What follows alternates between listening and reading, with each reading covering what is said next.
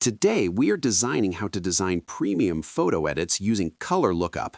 Start by loading your high-resolution image and ensuring your base corrections like exposure and white balance are clean. Premium edits always begin with a technically strong foundation. Add a color lookup adjustment layer and preview cinematic LUT presets that add contrast, depth, and color richness. Choose one that enhances the image rather than overpowering it. Lower the opacity gradually until the tones look rich but realistic. Next, duplicate the LUT layer and set it to soft light to subtly increase tonal depth. Toggle the layers on and off to confirm the image looks more refined, not artificial. Premium editing relies on controlled enhancements, so avoid extreme values.